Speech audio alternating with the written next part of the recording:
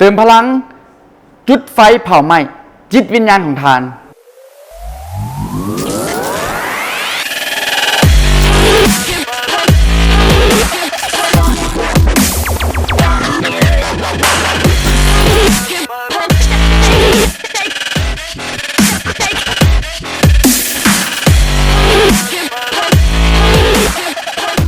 สบายดีท่านผู้ฟังที่เคารพรักและนับถือเป็นอย่างสูงมื้อนี้รายการลาวสร้างฝันสร้างคนสร้างประเทศลาวสร้างฝันกับฮัทสวรรค์แฮมณีขอพาท่านผู้ฟังมาแบ่งปันความรู้เกี่ยวกับการปลุกพลังอยู่ในโตของเราเองท่านผู้ฟังที่เคารพรักผู้ที่ถือขนานนามว่าเทพเจ้าแห่งการบริหารของญี่ปุ่นทานคัตสึโอะอินาโมริเพิ่นเป็นผู้ก่อตั้งบริษัทเกียวเซล่าผู้นำระดับโลกเกี่ยวกับการผลิตเซรามิกพร้อมเดียวกันนี้เพิ่นยังเป็นผู้ก่อตั้งบริษัท KDDI ผู้นำเกี่ยวกับโทรคมนาคมและการสื่อสารยักษ์ใหญ่ของญี่ปุ่นที่สำคัญก็คือเพิ่นมีชื่อเสียงโด่งดังในการเข้าไปกอบกู้บริษัทการบินเจแปนแอร์ไลน์ที่ใกล้จะล่มละลายแล้วกลับขึ้นมามีผลประกอบการที่ดีและกำไรภายในระยะเวลา3ปีทานคัตสึโอะอินาโมริเพิ่นได้ว่าคนกับวัตถุเปรียบเหมือนดังวัตถุ3อย่างดังลมนี้อันที่1ก็คือวัตถุบ่สามารถติดไฟได้อันที่2ก็คือ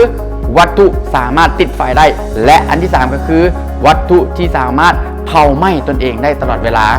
ข้อ1วัตถุที่บ่สามารถติดไฟได้เปรียบดังกลุ่มคนที่คิดลบกลุ่มคนที่มีฟิกไมซ์เซ็ตความคิดยึดติดความคิดคงที่เป็นคนที่ว่าคิดอยู่ในกรอบเป็นคนที่ว่าบ่เปลี่ยนแปลงขาดความอดทนขาดความรับผิดชอบบ่พัฒนาตัวเองบ่มักแก้ไขปัญหามักวิจารณ์โลกมักวิจารณ์สังคมและสิ่งสำคัญก็คือเป็นคนที่บ่เฮ็ดหยังทั้งหมดนี่ก็คือกลุ่มคนวัตถุที่บ่สามารถติดไฟได้กลุ่มที่2ก็คือวัตถุที่สามารถติดไฟได้วัตถุที่สามารถติดไฟได้มันก็ว่าเวลาเอาวัตถุนี้ไปเข้าใกล้ๆไฟมันจะเกิดการลุกไหม้เกิดการเผาไหม้นั่นเองกลุ่มคนนี้เป็นกลุ่มคนที่ว่าบ่มีความคิดสร้างสรรค์เป็นกลุ่มคนที่ว่าบ่มีพลังในหัวใจแต่ว่าเวลาไปอยู่ใกล้ๆกับกลุ่มคนที่มีพลังกลุ่มคนที่มีเสื้อเพลิงนั่นกลุ่มคนดังกล่าวนั้นจะเป็นคนที่มักพัฒนาตนเองนั่นเอง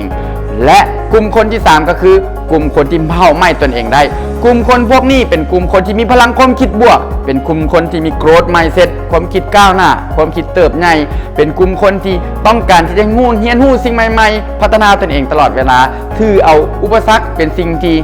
ท้าทายถือเอาอุปสรรคเป็นสิ่งที่มักเป็นสิ่งที่ม่วนและมักแก้ไขปัญหาเป็นคนที่มีความรับผิดชอบเป็นคนที่มีกระตือรือร้นเป็นคนที่มีพลัง